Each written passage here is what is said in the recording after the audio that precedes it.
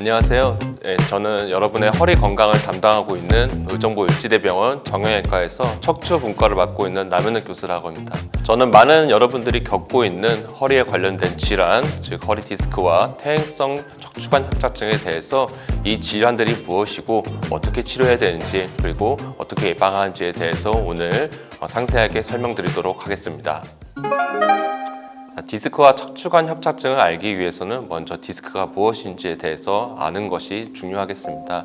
여기 보시면 디스크는 척추뼈와 척추뼈 사이에 있는 일종의 물렁뼈 같은 것입니다. 척추가 우리 몸의 하중을 받쳐주는 역할을 하는데, 그 하중을 받쳐주는 척추 사이에서 충격을 줄여주는 일종의 쿠션 같은 역할을 하게 됩니다. 대부분은 수분으로 구성되어 있고 보통 10대 후반 또는 20대 초반부터 퇴행성 변화를 겪게 됩니다. 처음에 찢어지면 탈출이 되는 경우도 있고 탈출이 되지 않는 경우도 있는데, 탈출이 되지 않는 경우라도 찢어짐으로 인해서 주변에 염증반을 일으켜서 주변에 있는 신경을 자극하게 되면은 허리 통증 또는 엉덩이나 다리로 뻗치는 하지 방사통이라고 하는 증상을 일으키게 됩니다. 이것들을 일으키는 질환들을 통틀어서 허리 디스크라고 하며 정확한 명칭은 추간판 탈출증입니다. 이렇게 20대 초반에는 이렇게 반복된 외상으로 인해서 허리 디스크 질환이 발생하다가 이것들이 적절히 관리되지 않고 지속적으로 방치되며 지속적으로 퇴행성 변화를 겪게 되면은 40, 50대부터는 퇴행성 변화에 우리 몸이 적응하는 과정을 거치게 됩니다. 이 몸이 적응하는 과정은 척추 안에 있는 인대가 두꺼워진다든지 뼈가 자라나와서 돌출되게 되는데요. 이렇게 되면 안에 있는 척추 안에 있는 신경들이 눌리게 되어서 이로 인한 허리가 아프다든지, 아니면 하지나 엉덩이로 뻗치는 방상통이라든지, 아니면 오래 걸었을 때 다리가 빠질 것처럼 아픈 신경인성 파행 증상을 나타내게 되는데요. 이러한 퇴행성 변화의 최종 단계를 척추관 협착증이라고 합니다. 허리가 아프다고 무조건 수술하느냐? 그것은 절대 아닙니다. 1단계 약물치료, 2단계 주사치료, 3단계 수술 또는 시술치료, 이렇게 단계별로 나눌 수 있겠습니다. 먼저 1단계 약물치료부터 말씀드리겠습니다.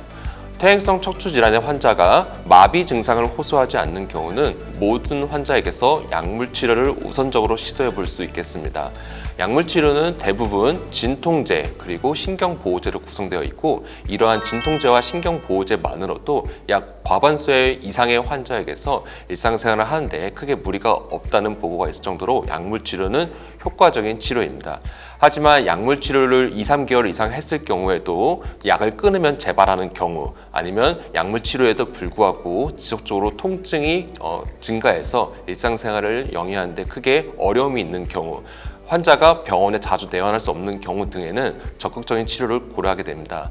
그래서 2단계 주사치료를 고려하게 되는데요. 2단계 주사치료는 약물치료에 반응하지 않는 환자들 대상으로 실시할 수가 있습니다.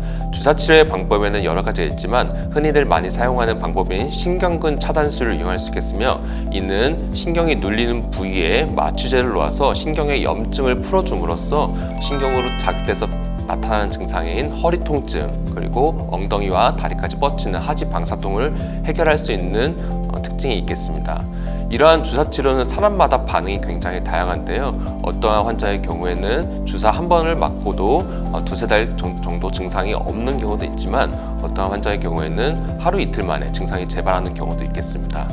주사는 자주 맞으면 좋지 않고 약 중에 스테로이드 성분이 포함되어 있기 때문에 너무 반복돼서 맞는 경우에는 우리 몸에 내과적 합병증을 유발할 수 있으므로 반드시 전문의와 상의하여 주사를 맞아야겠습니다. 주사 치료를 얼마나 해도 되는지 환자들이 많이 궁금해 하시는데요. 이는 정해진 것은 없습니다.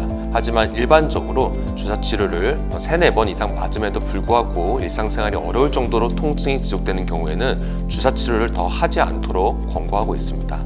그래서 수술을 하는 경우를 간략하게 종합해 본다면 2, 3개월의 약물치료 또는 주사치료에도 불구하고 일상생활이 어려운 경우, 그리고 진행하는 마비, 그러니까 하지 근력의 약화가 있는 경우, 상대적으로 젊은 나이의 환자에게서 빠른 사회로의 복귀가 필요한 경우에 있어서 수술적 치료를 고려할 수 있다고 할 수 있겠습니다. 허리 수술 정말 괜찮을까요? 수술하면 더 나빠진다는데 얘기 많이 들어보셨죠? 과연 허리 수술은 정말 환자에게 안 좋은 것일까요? 그렇지만은 않습니다. 반복된 약물 치료와 주사 치료에 반응하지 않는 환자에게서 적절하게 진단되고 적절하게 선택된 수술적 치료는 환자에게서 좋은 만족감을 줄 수 있으므로 반드시 전문의와 상의해 보셔야겠습니다.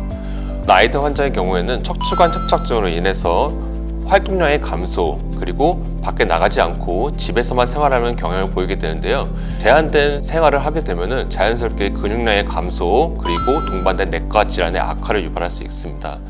요즘에는 건강한 노인이라는 말이 있듯이 나이가 들었더라도 건강하게 운동을 하면서 살아가는 것이 굉장히 중요합니다. 따라서 노인의 경우라도 적절하게 진단, 그리고 안전한 병원에서 수술적 치료를 받는 것은 환자의 수명 향상에 있어서 많은 도움을 줄 수 있겠습니다.